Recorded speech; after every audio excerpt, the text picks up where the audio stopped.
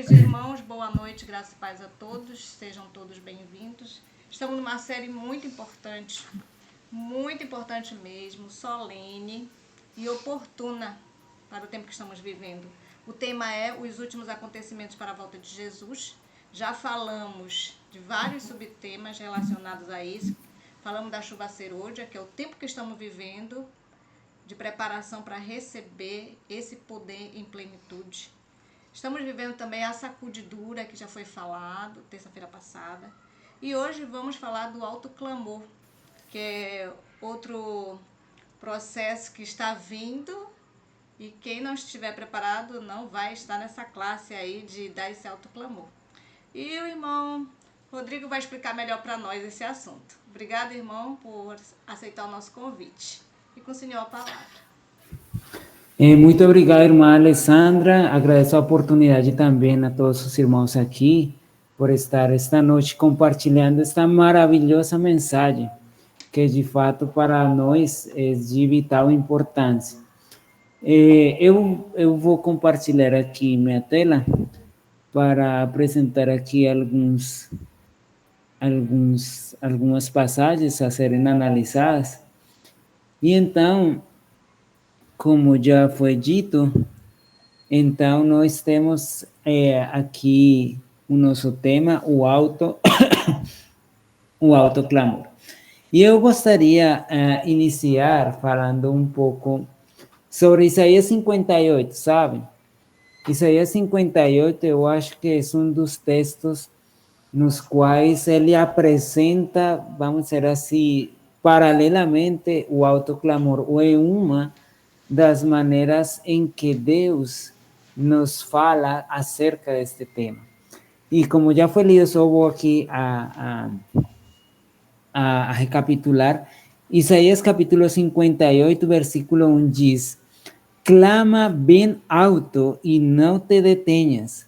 Levanta a voz como a trombeta, anuncia ao meu povo a sua transgressão e à linhagem de Jacó os seus pecados. Então, nós vemos aqui claramente nesta passagem, digamos assim, a missão que nós temos. Um autoclamor, e que, assim, é uma missão que não é fácil. Eu acredito que falar dos pecados de outro é uma missão bem complexa, porque talvez quem se sente preparado para essa missão, né? Nós sabemos que para nós desenvolver esta missão, nós devemos ter um preparo, como a irmã Alessandra acabou de falar. E eu gostaria que falássemos um pouquinho sobre essa preparação para esta importante missão, né? Vamos analisar um pouco alguns aspectos sobre a preparação, alguns aspectos de Apocalipse 18 em si, como o autoclamor, né? E trago para os irmãos esta passagem de Conselhos para a Igreja, livro Conselhos para a Igreja, página 101, parágrafo 5. E aqui nos fala um pouco, assim, de maneira condensada, acerca da preparação. E eu gostaria de analisar esse texto bem assim, detalhadamente. Diz assim: a serva do Senhor, foi-me mostrado que, se o povo de Deus não fizer esforços de sua parte, mas esperar apenas que sobre eles venha o refrigério, para deles removerem os defeitos e corrigir os erros, se nisso confiarem para serem purificados da imundícia da carne e do espírito, e preparados para tomar parte no alto clamor do terceiro anjo, serão achados em falta. Então, um texto assim que, digamos assim, a gente, digamos, vê o autoclamor do terceiro anjo, ou aquela chuva serôdia, enfim, como aquela oportunidade que a gente fala, quando vier o Espírito Santo, então eu, aí sim vou conseguir vencer os meus defeitos de caráter. Quando venha o autoclamor, quando venha o Espírito Santo, então, aí sim, eu vou estar consagrado para, então, dar cumprir essa missão. E, de fato, sim, o Espírito Santo completará em nós, digamos, culminará. Mas aqui diz que se o povo de Deus não fizer esforços da sua parte, quais são esses esforços? É aquilo que Deus ha revelado para nós que devemos fazer. Eu não vou entrar em detalhe aqui, dizer aqui isto, aquilo, devemos fazer, porque cada um de nós, conforme o conhecimento que tenhamos acerca da verdade, sabemos aquilo que estamos falhando para com Deus. Talvez alguns é a devoção, a consagração, a oração, o estudo, enfim. Cada um é um caso, cada um conhece seu coração. Mas muitos, infelizmente, estão aguardando que é só esperar. Não, eu entrego a Deus meu coração, eu vou esperar, eu vou confiar que Deus vai tirar todo o defeito. Sim, Ele vai ajudar, mas nós devemos também fazer um esforço. É tão interessante essa última frase que diz que aqueles que estão esperando a que isso aconteça para vencer o que devem vencer, dizem que serão achados em falta, né? Continuando aqui o texto, diz: o refrigério ou o poder de Deus só atingirá os que se houverem para ele preparado, fazendo o trabalho que Deus ordena, isto é, purificando-se de toda a imundícia da carne e do espírito, aperfeiçoando a santificação no temor de Deus.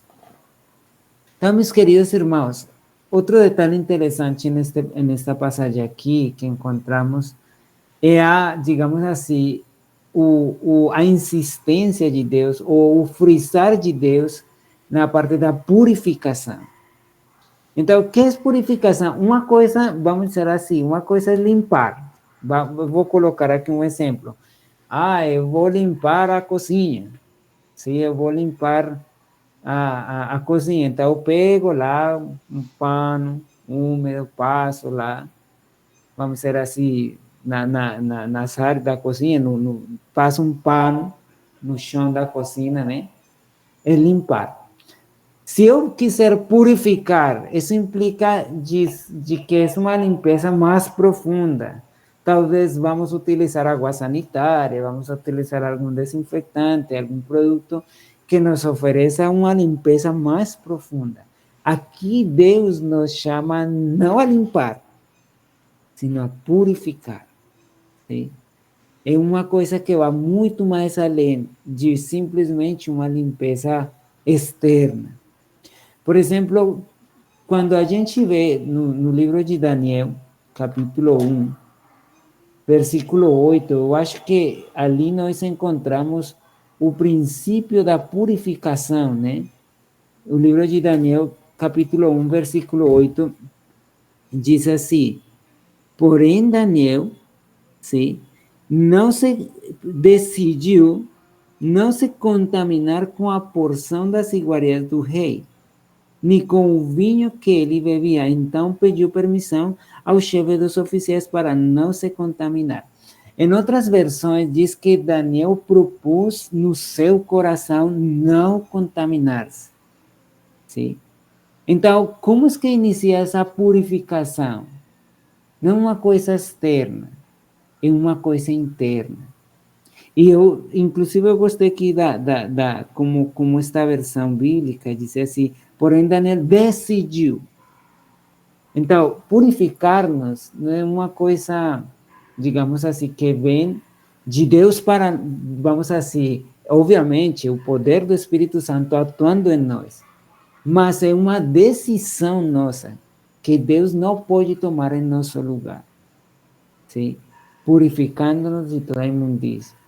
Mas vamos avançar um pouquinho acerca disso. Então, digamos assim, que um dos passos fundamentais, vamos dizer assim, o princípio da preparação para esse autoclamor é ter uma purificação.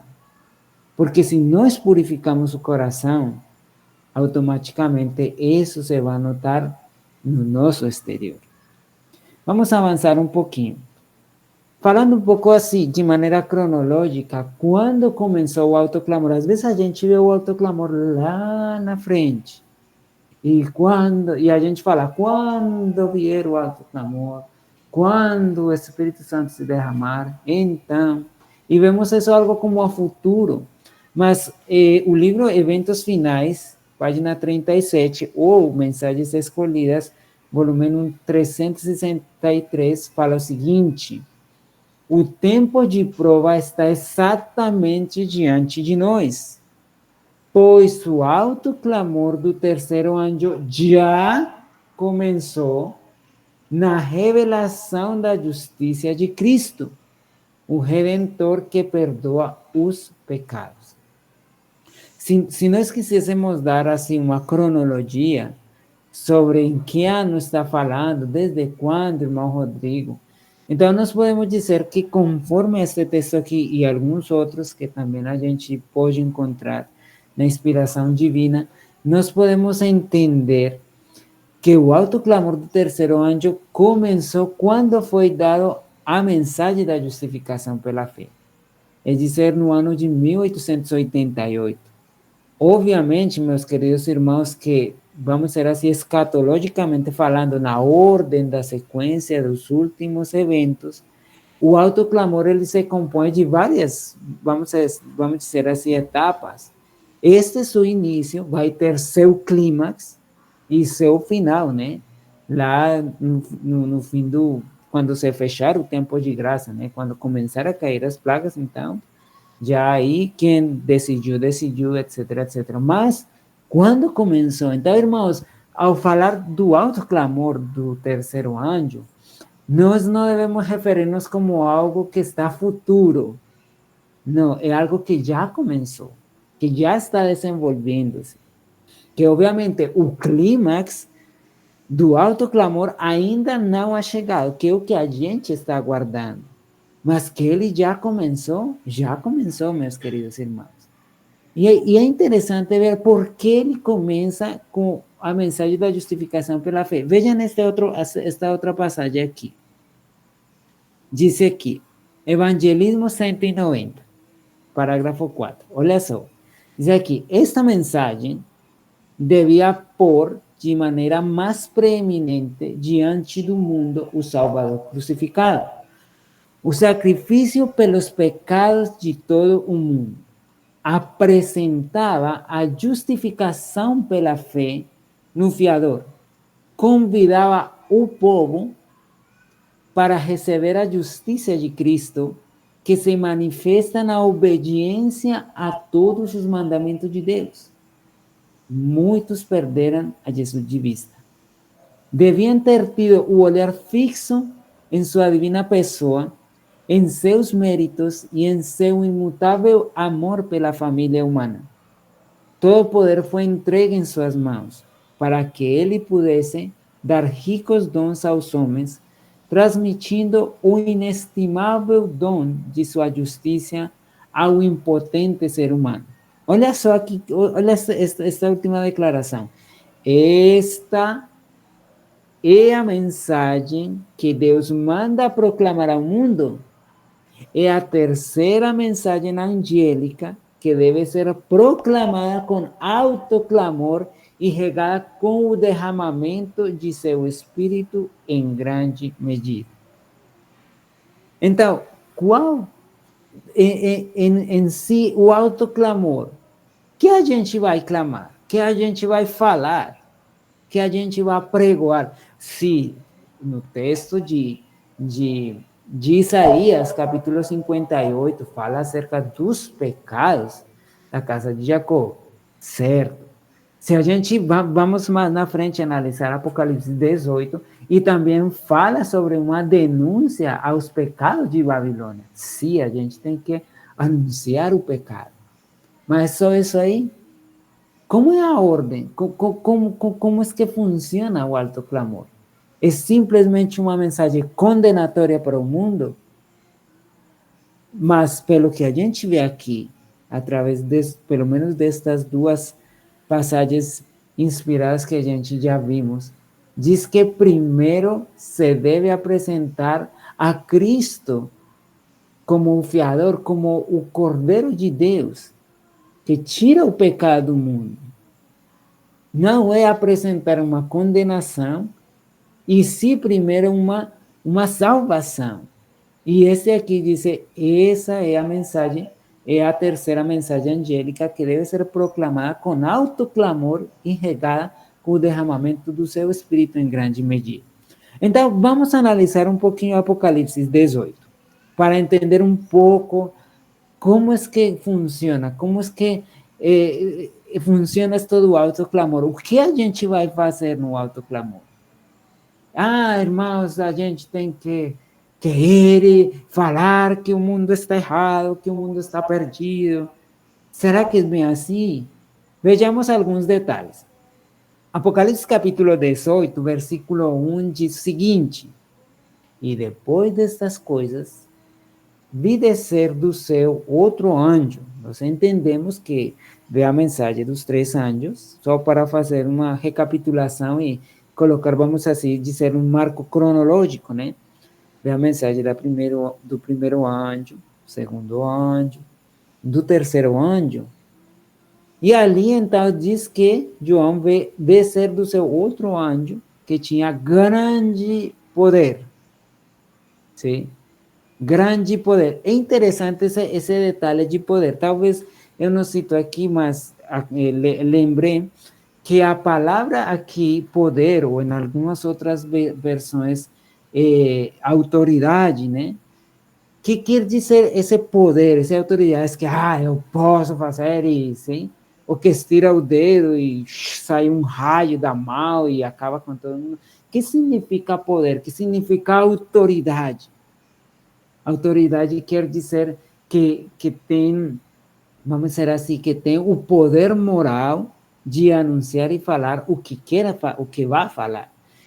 Só para citar aqui um exemplo, não sei se os irmãos, só para lembrar os irmãos, quando Jesus, digamos assim, estava pregando em uma ocasião, e enviaram 2 homens, 2 soldados, guardas do templo, a prender a Jesus. E então disse que eles aguardaram a que Jesus terminasse seu sermão e logo voltaram maravilhados para aqueles que haviam enviado e falaram: cadê Jesus? E eles falaram: olha, homem algum ha falado como este homem, referindo-se a Jesus. E a inspiração explica por que eles chegaram a essa conclusão. Porque homem nenhum viveu como Jesus vivia. Isso significa poder. Isso significa autoridade. E quando a gente analisa, vamos analisar um texto mais na frente, que vai confirmar que quando, neste contexto da mensagem do primeiro, segundo, terceiro, e o autoclamor, o anjo do autoclamor, esses anjos representam povo, representam uma igreja, um conjunto de pessoas que estão empenhados em cumprir essa obra. Então, quando aqui diz que depois destas coisas vi descer do céu outro anjo, quer dizer que na terra surgirá um povo, um grupo de pessoas com uma missão divina que tinha grande autoridade. Que quer dizer? Que esse povo, nesse momento da terra, vai viver como nenhuma outra pessoa tem vivido nesse instante da terra. Terá autoridade moral para falar o que vai ser falado. Um detalhe muito importante, meus queridos irmãos. Vejamos que o autoclamor não inicia com a voz do céu e depois vem um anjo e depois... Não. Primeiro menciona um povo que dá um testemunho, que mostra um estilo de vida diferente, com uma missão diferente, com um pensamento diferente. E agora sim, depois que esse povo aparece, com esse poder, com essa autoridade, diz, e a terra foi iluminada com sua glória. Notem, irmãos, que aqui no Apocalipse 18 o anjo não fala nada. Nada, não ha falado nada. O anjo não diz nada. A terra está em trevas, a terra está escura. Mas só o fato da presença daquele anjo diz que já ilumina a terra. Já traz uma luz. Mas a gente poderá pensar, mas irmãos, como é possível que aquele anjo, se a treva é símbolo da ignorância acerca ou desconhecimento acerca da palavra de Deus na terra, como este anjo ilumina a terra, mas não fala nada? Como a gente faz? Ó, irmãos, vamos ver aqui. O que significa iluminar? Vamos lá, Mateus capítulo 5, versículo 16. Diz assim: assim resplandeça a vossa luz diante dos homens, para que vejam as vossas boas obras e glorifiquem o vosso Pai que está nos céus.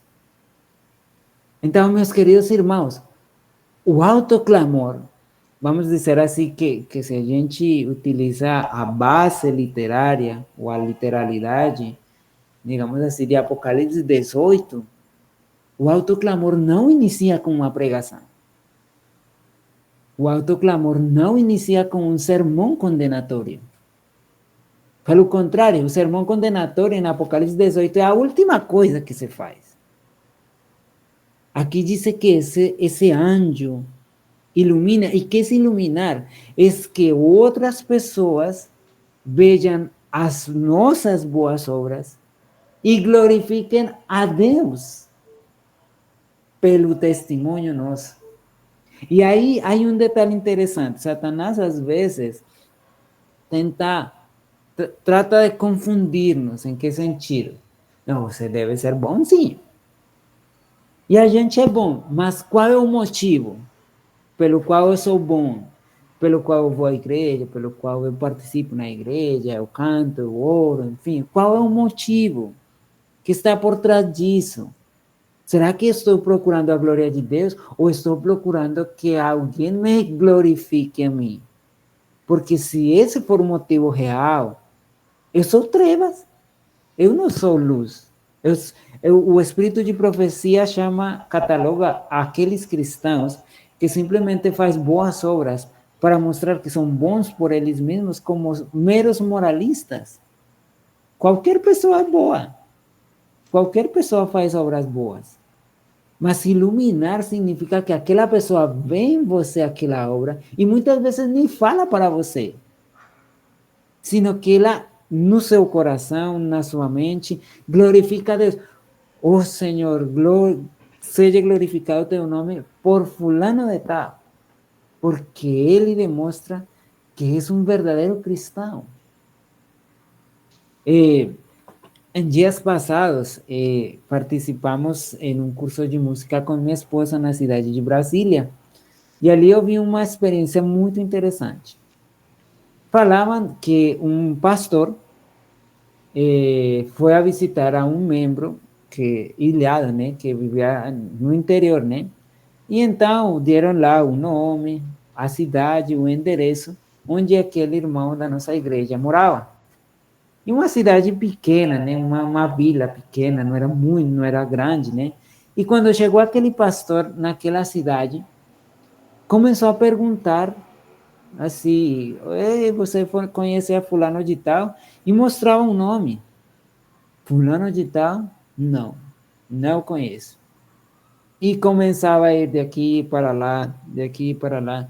E passou nessa missão, nessa procura, quase todo dia. Já quando ia caindo a noite, ele viu um grupo de homens bebendo em uma cantina, num bar, vamos dizer assim. E ele fez seu último intento, falou: olha, boa noite, tal, estou procurando a fulano de tal, não sei se vocês conhecem, tal, não sei o que, tal. Aí eles olharam no nome, não, realmente aqui a cidade é pequena, todo mundo conhece a todo mundo, mas esse homem aí, esse nome, não conheço não. E aí ele começou a descrever o estilo de vida de aquele irmão nosso. Ele falou, olha, ele todo sábado vai para a igreja, ele costuma orar, ele costuma cantar, a sua esposa, ela veste uma roupa comprida. Ah, claro, sim, sim, sim. Esse aí é um homem de Deus.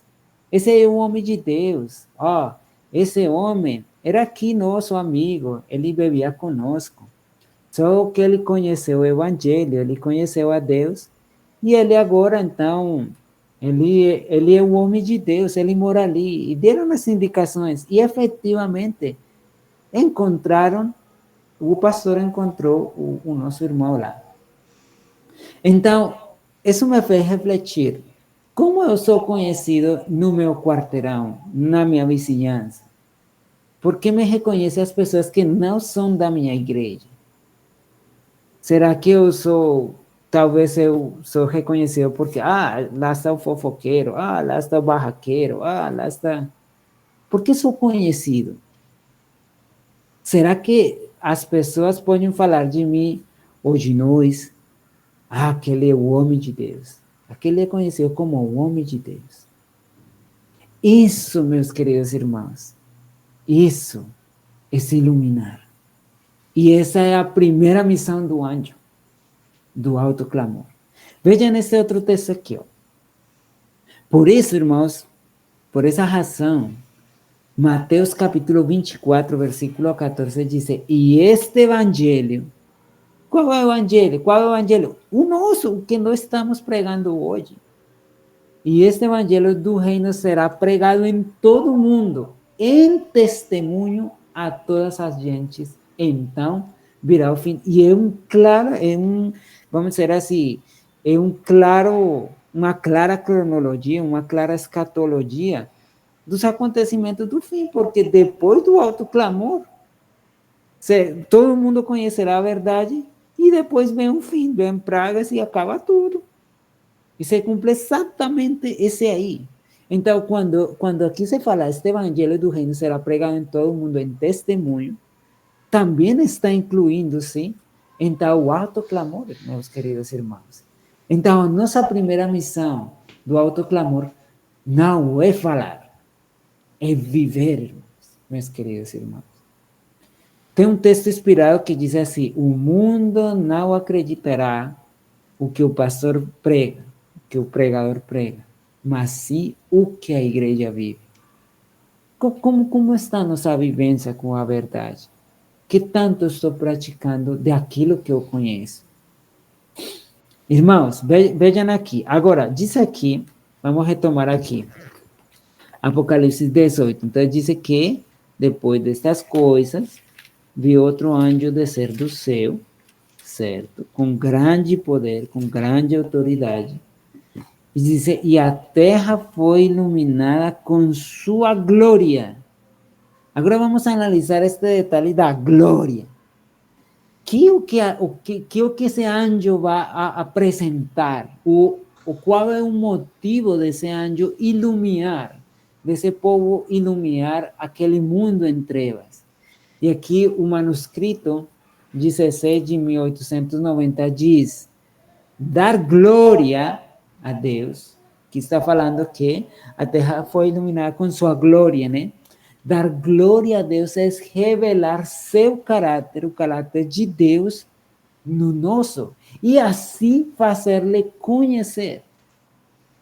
E qualquer forma que podamos fazer conhecer o Pai, ao Pai e ao Filho, glorificamos a Deus.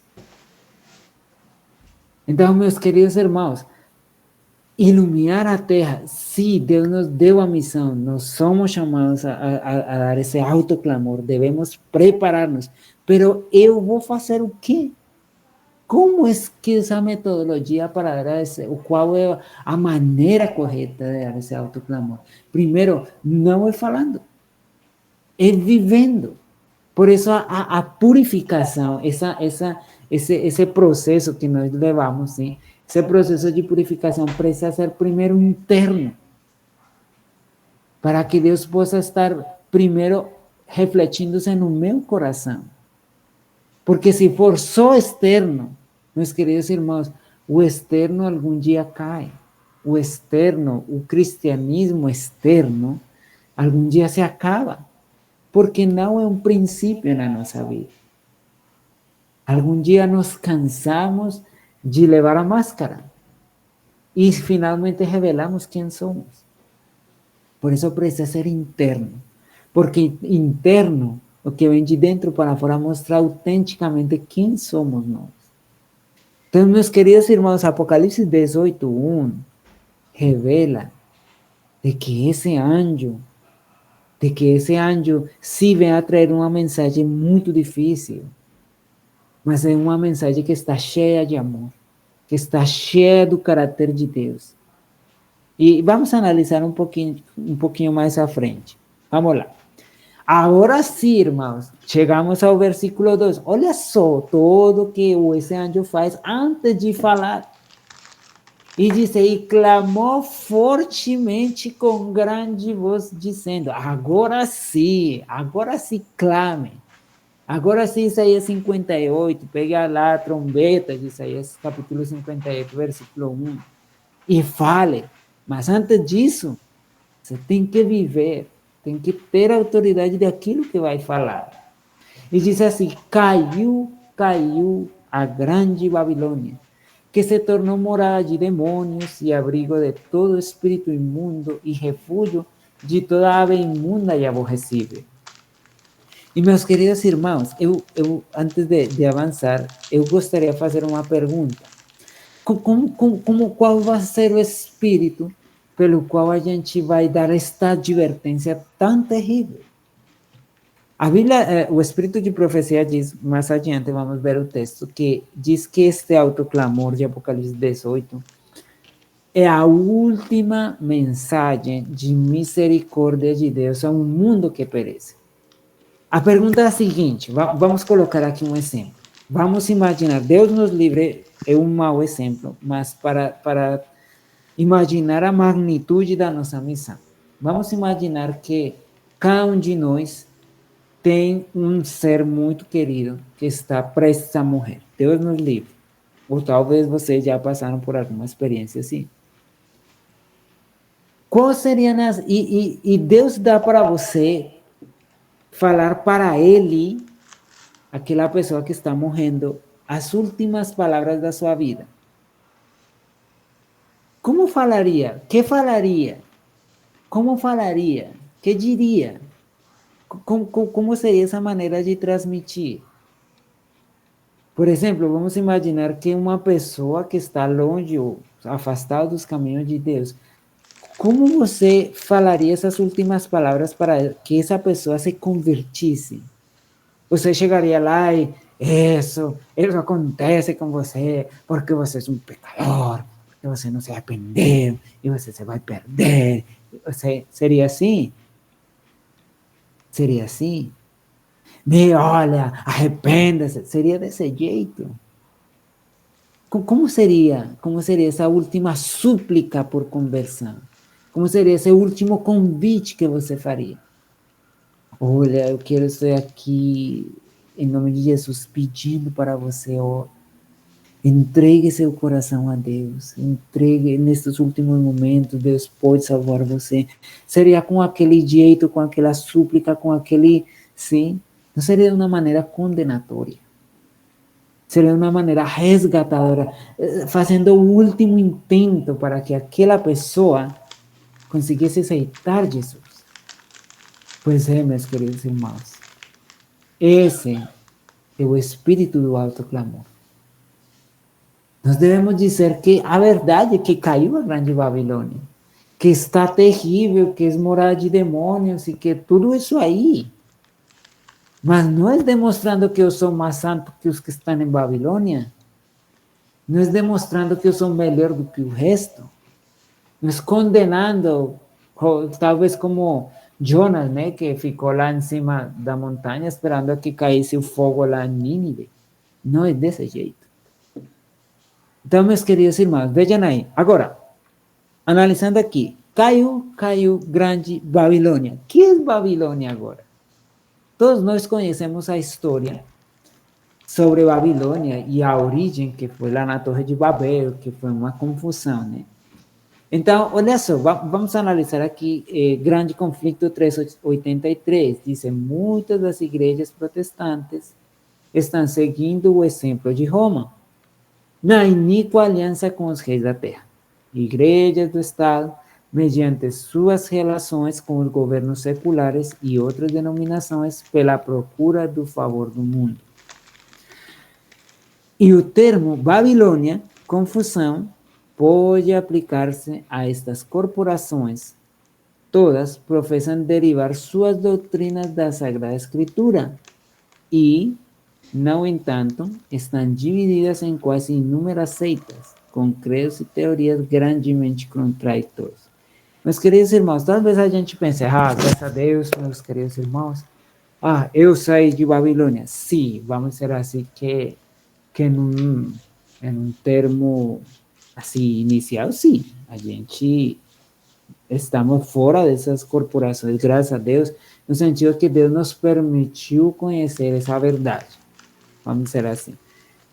Mas vamos pensar um pouco mais a fundo, mais no coração, mais dentro, mais lá dentro. Qual seria a Babilônia do meu coração? Irmãos, não estou falando que o povo de Deus seja a Babilônia. Não, de jeito nenhum. Eu quero deixar isso claro, meus queridos irmãos. Mas qual será a nossa confusão no nosso coração? Por exemplo, nós professamos que nossa doutrina é derivada da Sagrada Escritura. É verdade. É verdade. Mas quando essa doutrina da Sagrada Escritura atinge um pecado acariciado meu, qual é o pretexto que eu coloco para Deus deixar esse pecado? Muitas vezes falamos: isso é extremismo, é bem assim, eu acho que sim, e vem aquele achismo, né? Eu acho que sim, eu acho que não é bem assim, eu acho que está, enfim. Estamos confusos, meus queridos irmãos. Estamos confundidos. Porque a Bíblia nos confronta com um pecado nosso e eu fico confuso se eu obedeço a palavra de Deus ou se eu continuo defendendo o meu pecado. Ficamos confusos. Babilônia. Olha só aqui. Declara-se que Babilônia é a mãe das prostitutas, com suas filhas. Como suas filhas devem ser simbolizadas as igrejas que se apegam às suas doutrinas e tradições, seguindo-lhe o exemplo em sacrificar, aqui, que esta partezinha aqui, seguindo-lhe o exemplo em sacrificar a verdade e a aprovação de Deus, a fim de estabelecer uma aliança ilícita com o mundo.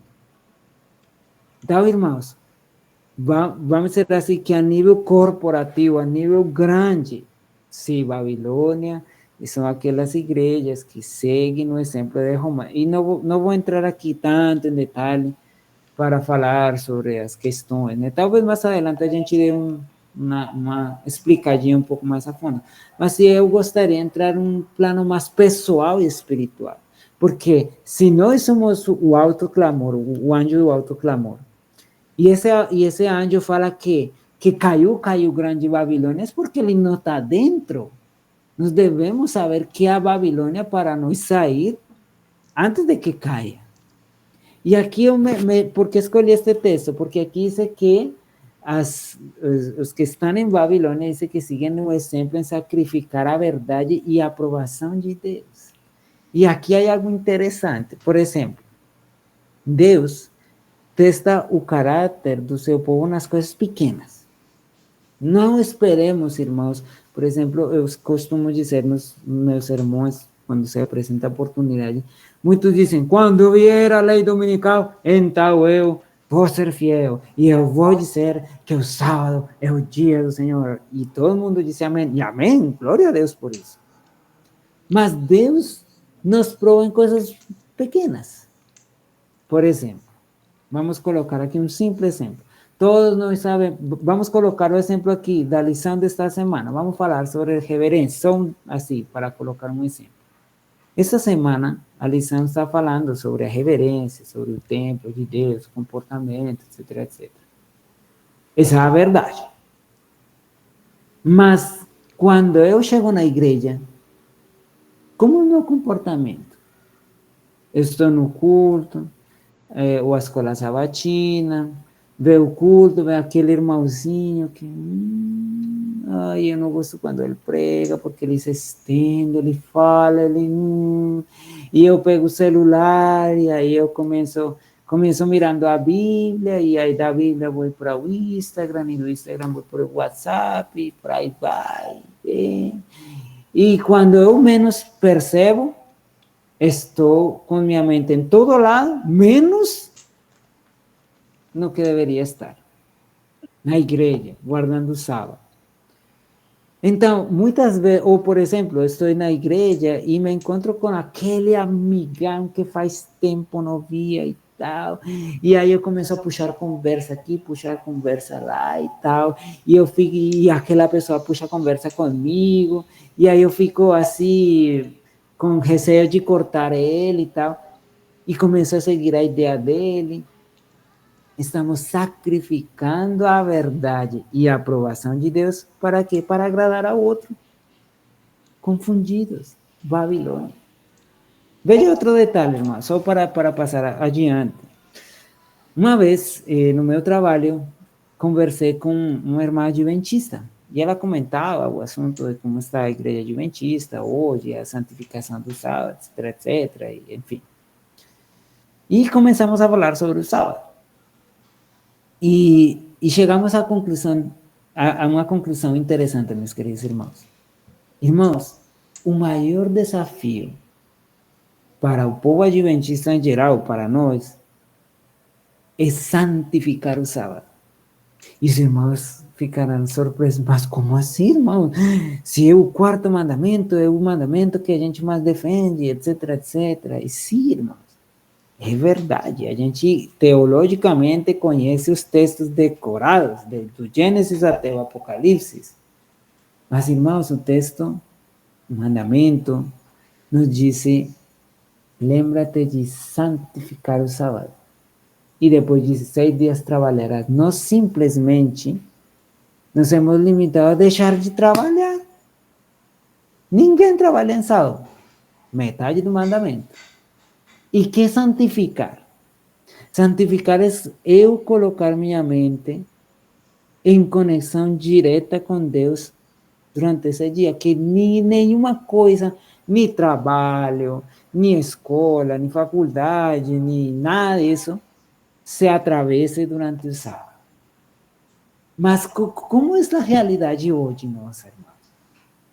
Que nós estamos tão confusos que para nós é tão normal e tão tranquilo hoje em dia pegar o celular no meio do culto na igreja e estar olhando o Instagram e as coisas que não tem nada a ver do sábado. Não estamos santificando o sábado, confundidos. Talvez estamos saindo de Babilônia, mas ainda estamos no nosso coração, não a nível de igreja, não a nível de corporação. Estou falando num plano pessoal, meus queridos irmãos. Qual é a Babilônia do meu coração, do seu coração? Qual é?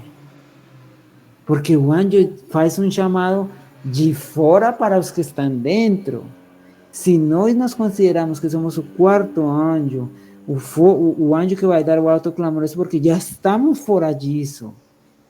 E se nós ainda estamos confusos em algumas coisas, irmão Rodrigo, eu não pensei que isso fosse pecado. Irmãos, veja, estou só citando um exemplo aqui do sábado, e de aí coloquemos todo o pacote inteiro da mensagem. Como está essa vivência, essa compreensão do que você conhece? Deus nunca pedirá conta daquilo que você nunca conheceu. É do que eu conheço, do que você conhece. Ainda está confuso, ainda está agarrado daquilo. Vamos avançar um pouquinho. Diz aqui, por que os que estão em Babilônia se acham confundidos? E aqui diz, Apocalipse 18:3, porque todas as nações beberão do vinho da ira da sua prostituição. Agora vamos falar aqui do vinho. O que significa esse vinho da ira da sua prostituição? Olha só, Colportor Evangelista 48.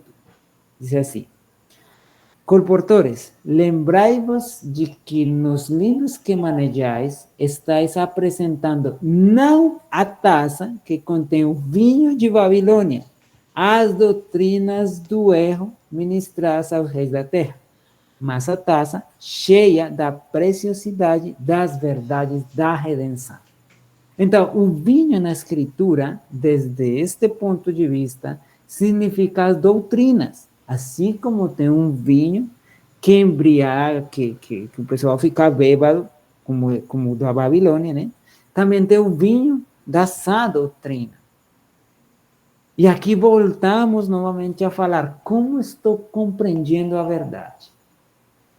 E, meus queridos irmãos, tem hoje uma coisa assim, tão, vamos dizer assim, que se está propagando tanto, que hoje em dia, por exemplo, nossa fé, ou muitas pessoas estão basando, ou estão fundamentando sua fé no que diz o pastor no YouTube, no que diz o videozinho lá.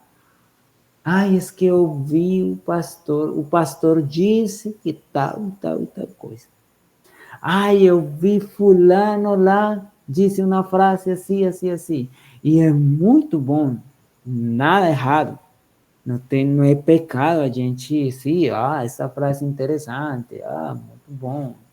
Aquela pregação, aquele irmão falou tal e tal coisa. É bom a gente aprender dos demais. Mas basar minha fé no que outro disse é errado, irmãos. Isso que você escuta de outro é simplesmente para complementar o que você, através do estudo da palavra de Deus, com oração e com a direção do Espírito Santo, descobriu. Essa doutrina pura que você, através desse estudo que fez da Bíblia e dos testemunhos e oração, enfim, descobriu. Isso é o que deve ser o fundamento da sua fé. Porque, meus queridos irmãos, os demais erram. E hoje em dia, meus queridos irmãos, no YouTube, nas redes sociais, encontramos doutrina para todo gosto. E das coisas que são muito boas, até as coisas mais que a gente fala, mas quem vai acreditar nisso? Mas muita gente está reemplaçando o estudo da Bíblia por simplesmente, eu vou colocar a meditação do pastor X, ou a meditação do não sei quem lá. Porque, sim, é bonito, é muito bonito agregar ao seu conhecimento pessoal. Isso está correto. Mas simplesmente depender daquilo que os outros dizem, meus queridos irmãos, devemos ter muito cuidado com isso. Uma vez li um texto, acho que se encontra em Atos dos Apóstolos, no livro Atos dos Apóstolos, diz que à medida que nós vamos chegando ao tempo do fim, a diferença entre a verdade e o erro será uma linha. Vamos ver, se eu pegasse aqui uma linha de costurar roupa, né?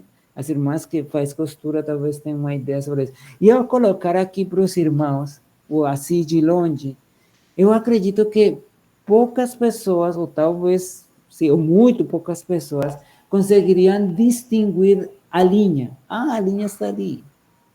Porque é quase imperceptível. E só aquele que tenha um olhar detalhado, um olhar assim clínico, fala, olha, aqui está a diferença. Pois é, meus queridos irmãos, essa vai ser, no tempo do fim, a diferença entre a verdade e o erro. E se a gente cada dia vai negligenciando mais o estudo da Bíblia, e vai começando a acreditar o que outros dizem,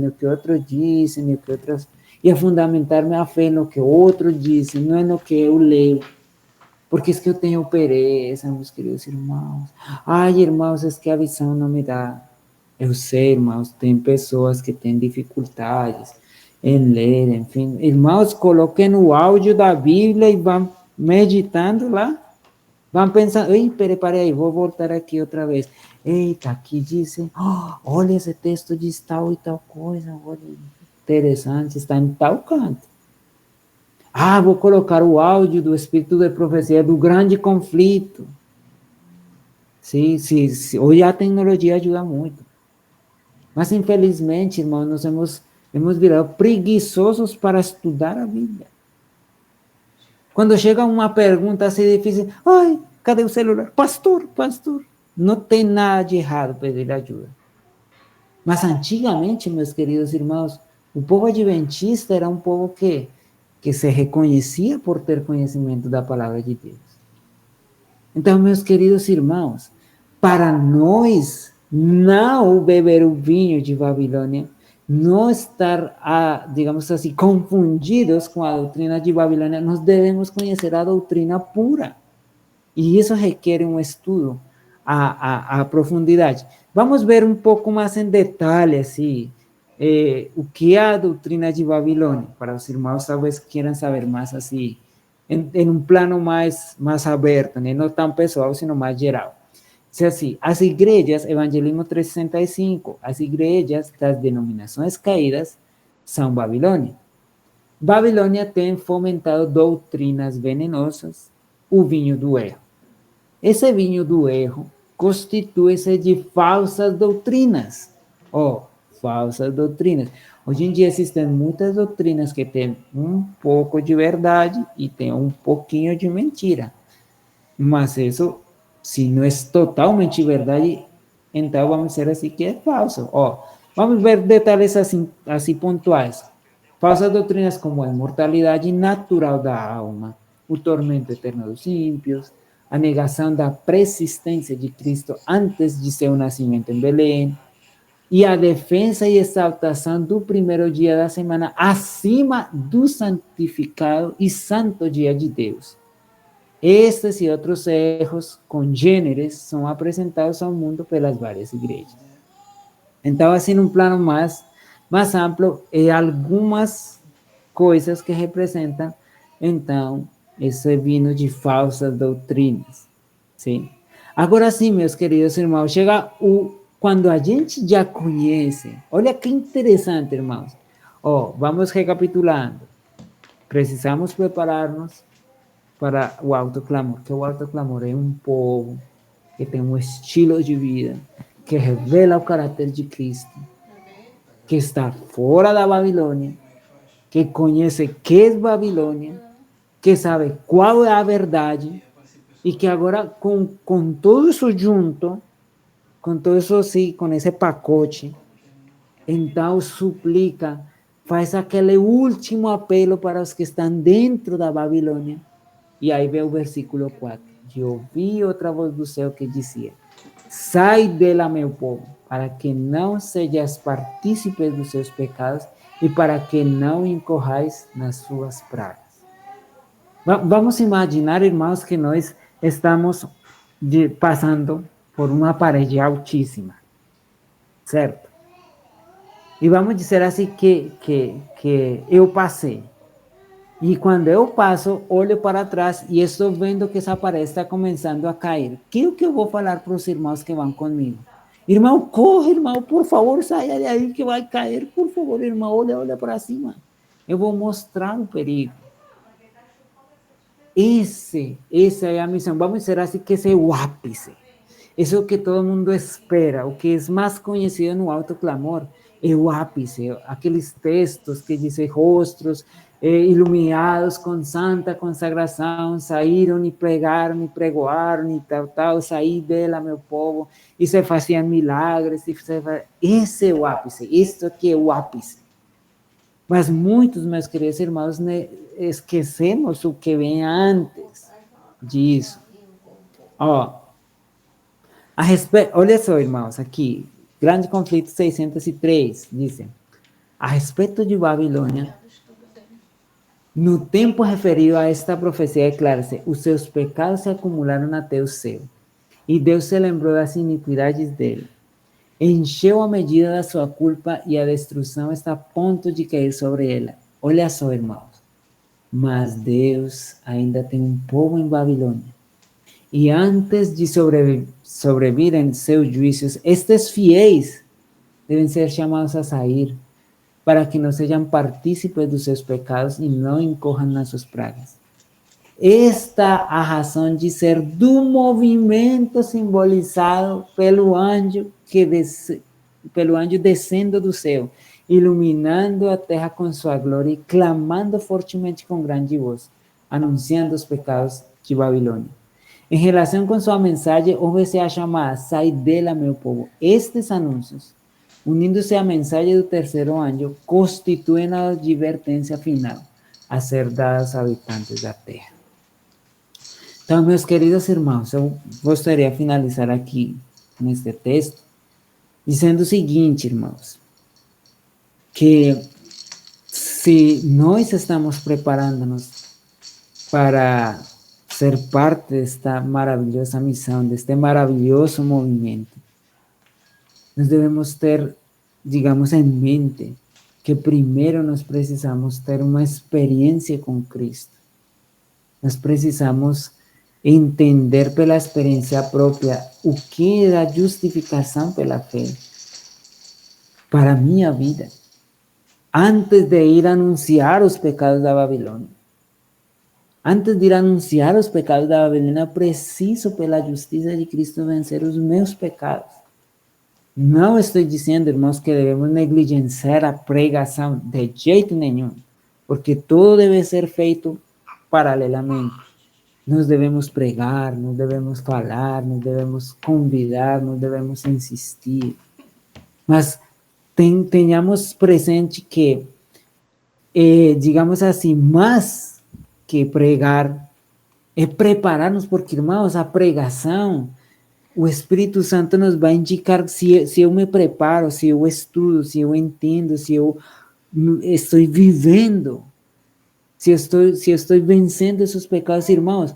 A pregação é o de menos, porque o Espírito Santo nos vai utilizar.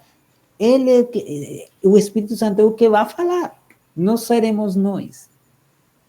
Então, meus queridos irmãos, o convite, em nome de Jesus para todos nós, é que nós possamos ser parte deste grande movimento, deste grande anjo representado, né? Que nós possamos mostrar a justiça de Cristo, mostrar não somente o pecado, sino o Salvador do pecado, que é Cristo Jesus, o Cordeiro de Deus. Que Deus nos abençoe. Amém.